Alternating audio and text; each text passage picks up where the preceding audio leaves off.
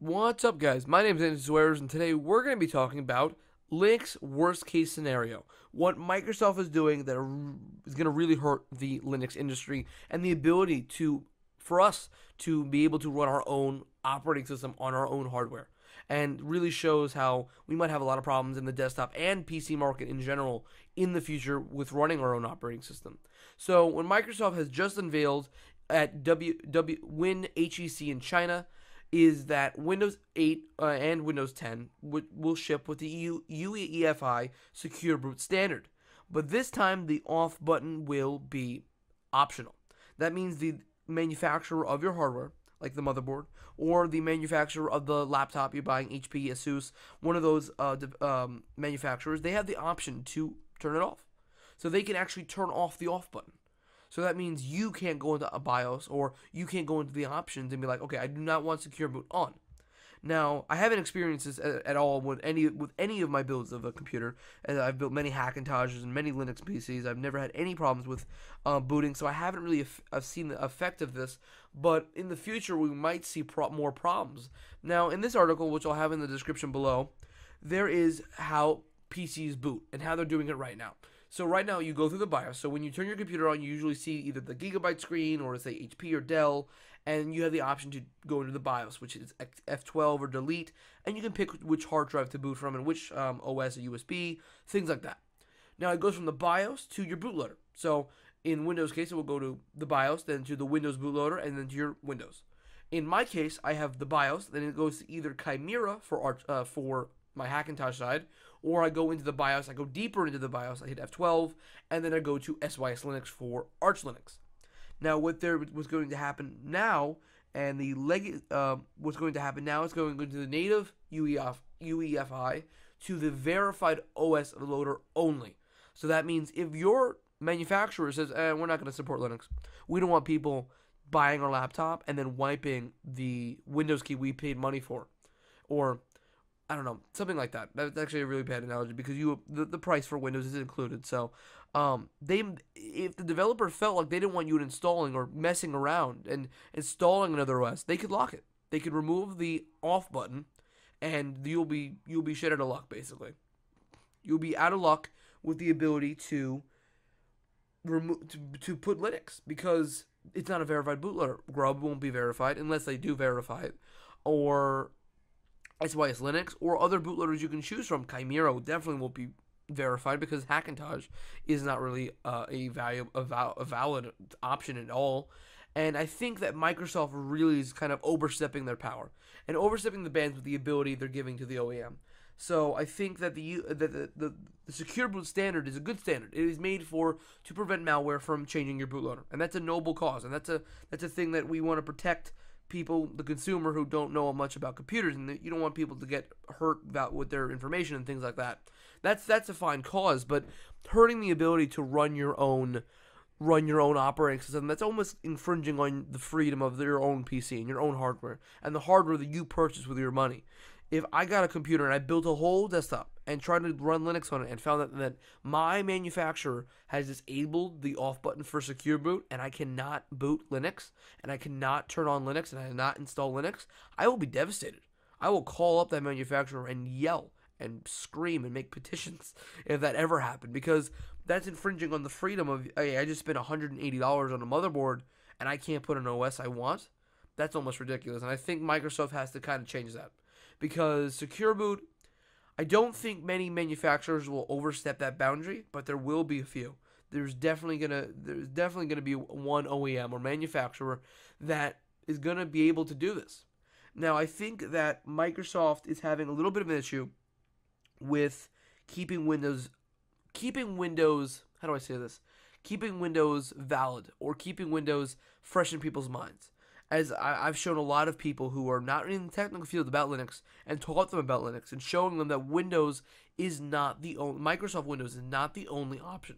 And it's becoming the fact that even gaming is pushing away. I was just on Linux a minute ago trying to use Bioshock, which didn't work, but I'll fix that in a minute. But gaming is moving to Linux, and a lot of things are being able to move to Linux. And I think that Microsoft is trying to collect the pieces of what it has left. It's losing. The PC market is dying. The consumer PC market is dying. That is the truth. It is going to be only for the enthusiasts, the people who game, the people who do video editing, and the people who do photo editing. I think those are going to be the groups that are going to want the high-end PC. So I don't think the PC market will die in a whole, but it will die for consumers. And Microsoft and Windows is a consumer product. That's why Microsoft made the tablet, the Surface, and that's why Microsoft made different things to try to join the others like Apple, who made that tablet first and made the first iPad and made the first things like that. Microsoft was late. Microsoft was not with Apple right at the gate. They staggered a long time before we saw the first tablet from Microsoft and the first phone from Microsoft. They staggered a long time. And I think that this is a move for Microsoft trying to push back against people from buying a PC or for people to buying a computer and then removing Windows.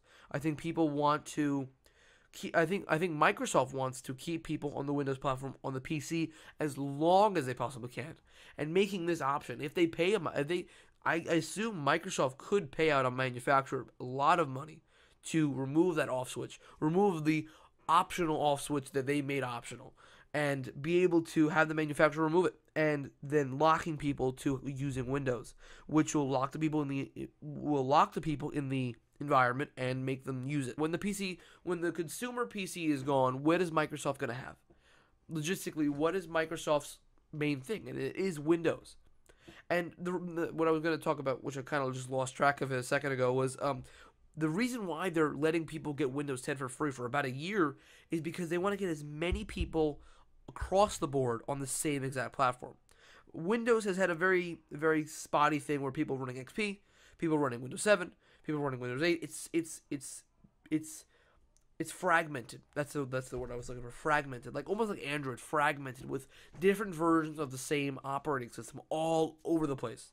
In my school, Windows XP. In the computer room, Windows 7. In the new rooms, Windows 8. On the Macs, Windows XP, which I'm just gonna have a nervous breakdown when the day I come to see those computers, because there's rumors in my school they installed XP on Macs. So there's a lot of fragmentation, and I think that's what Microsoft is trying to prevent. They're trying to get rid of fragmentation, but in doing so, they're also getting rid of the freedom, or they're giving the option to the manufacturer to get rid of your freedom to installing the OS. So it's going to be interesting to see how Microsoft continues with this. Are they going to use it to kind of screw the PC market over and make people stuck with Windows? I doubt they will. I don't think they have the power to do so, and I think the manufacturer will push back because a lot of manufacturers are working with Linux and are putting money into Linux. Intel, I assume a lot of the motherboard manufacturers work with the Linux community a lot, so I doubt they'll join a board.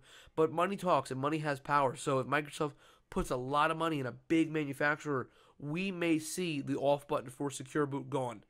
And another thing I missed was that the mobile, you must not allow Secure Boot to be turned off on a retail device. So if you have a mobile device, like a tablet, like a Windows tablet, you're not going to be able to install Linux, which kind of sucks. I want to say blatantly, that is kind of bullshit. Because I think the future of Linux is going to be tablets as well, because if you've ever seen GNOME 3, I see that GNOME 3 has a great potential on a tablet. The way GNOME 3 is set up, I believe that I think people have done it already, where GNOME 3 is it's a touch interface. That would be amazing, because GNOME 3 is almost just perfectly ready. I think a few things would have to be changed that are just a little bit too small. Just blow those icons up and blow the box up where you can click, and I think it'd be amazing. So the fact that you cannot disable Secure Boot on a Windows 10 mobile device, a device running Windows 10 mobile, is kind of iffy. I think the user should have the ability to shut off the OEM Secure Boot without the people Windows 10 and Microsoft telling you blatantly, no, you can't do that. So that's going to be it for this video. What do you think about Secure Boot? In the comments below, write a little bit of conversation. Have a conversation about what do you think about Secure Boot.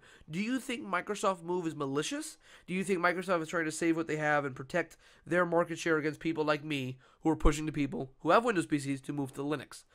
Do you think that Microsoft is just doing this as an option for the manufacturer, or do you think that Microsoft will pay the manufacturer top dollar to actually go with not having the off button in the option menu? So write that in the comments below. My name is Anthony Twitters. Thank you for watching. Please rate, like, and subscribe. and I will see you guys in the next video.